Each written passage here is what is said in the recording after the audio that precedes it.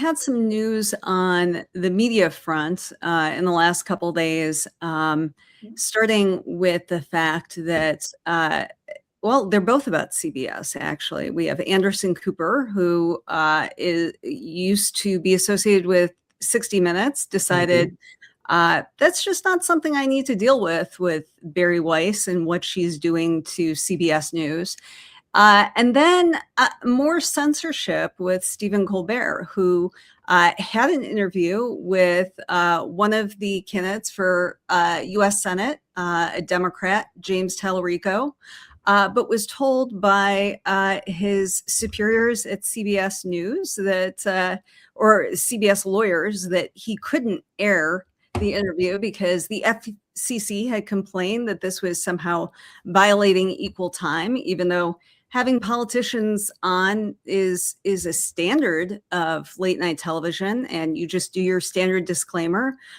They're running against X, Y, and Z. We invite them to come on. This has been a staple for years. I seem to remember Donald Trump, for instance, hosting Saturday Night Live when he was running for president, and everyone seemed okay with that.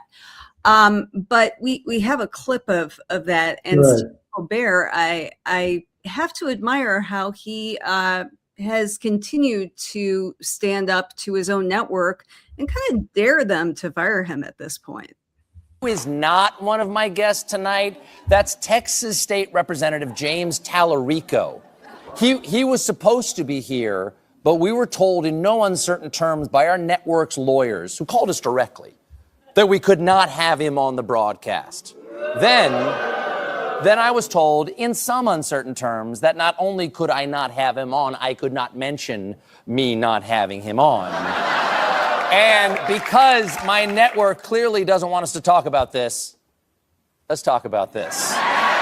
This doesn't just affect interviews. The rules forbid any candidate appearance, including by voice or picture. That's right. I am absolutely not allowed to show a photo of Texas State Representative James Talarico. And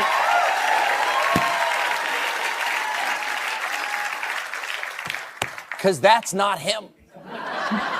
That's a stock photo we found when we Googled "not James Talarico."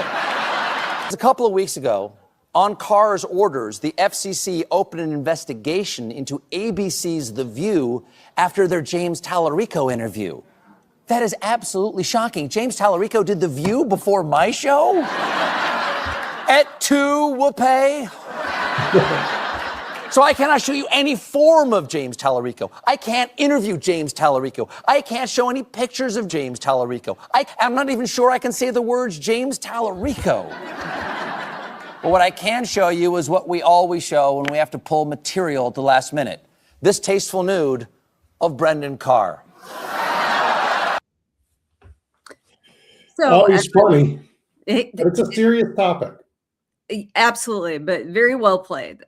We know Stephen Colbert is already out at CBS. That announcement came earlier last year.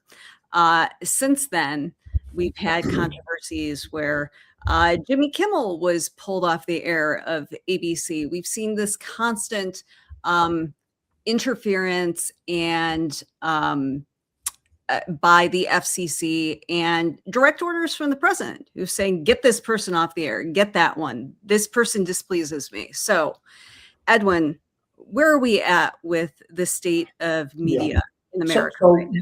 One more fact before we talk about what it all means. Brendan Carr says, I think I'm going to get rid of the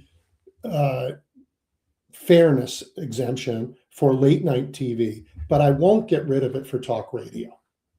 Right? Which is very dominated by the right. That's absolutely right. So we know this is all partisan stuff, and the context for it, it goes to the core of who this administration is and who they want it to be, and it should terrify everyone.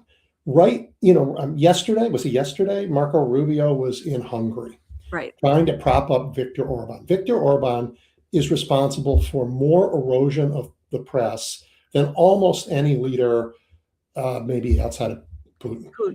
Right. I mean, he has completely, there wasn't a free press in Russia to be destroyed. There was one in Hungary, and he destroyed it.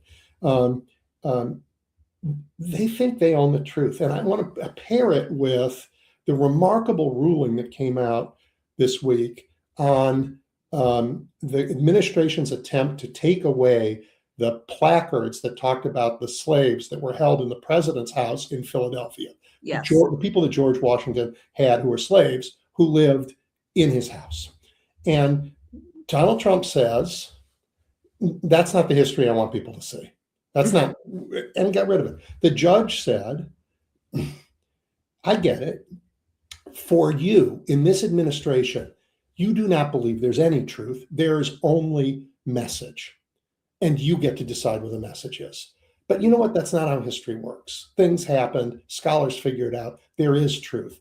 Truth is not just what you say, Donald Trump. But that's who they believe they are. They believe they can tell you what to believe. They can tell you what happened yesterday. If they told you that yesterday you had a roast pig for breakfast, well, damn, you had a roast pig for breakfast. And if you disagree with that, you know what? They'll come after you. They'll sue you. And this is who they are. And it affects everything. It's the reason why they can lie about Renee Good and Alex Preddy. It's absolutely the most dishonest to its core administration. And maybe that's why they wrap their arms around God, thinking that'll somehow put some patina of some divine truth on them, but it doesn't. It just says they've made religion a political thing and cheapened it like they do everything else. So where are we with the media? Well, corporate media has failed. CBS should have told Brendan Carr to go jump in the frozen Lake Michigan here, but they didn't. Instead, they called up Colbert and said, cancel this. Thank goodness you and I and tens of thousands of others in independent media have stepped up into this breach. But Hungary has gone after the independent media too, and they have found ways to do that. And that's what they want it all silenced. That's why they went after Don Lemon. They went after Don Lemon because they want everybody like you and me to know you don't have some big corporation protecting you from their lawsuits. So it is a full-on attempt to control what we understand truth to be, and for us to understand truth to be only what their message is. And it is absolutely the core of totalitarian thinking. Everybody who's ever written about this, and that, from George Orwell to Hannah Arendt to you and me, we all know what this is. And I think Americans increasingly know what this is. This attempt to censor Colbert failed phenomenally. He put the interview then on YouTube where it couldn't, where it's still allowed. And it was seen by like 100, I don't know, some huge number in the first, couple hours. And it's going to be today, it's going to be everywhere. So Americans aren't interested in being censored. Americans aren't interested in being told, you will think what we want you to think, any more than we're interested in being told, move off this street because we are pointing guns at you. That's just, we're not going to do it. So the administration, to finish, desperate to be in control of everything, including thought, is finding that Americans don't give a damn what they're desperate to do. We're going to push back.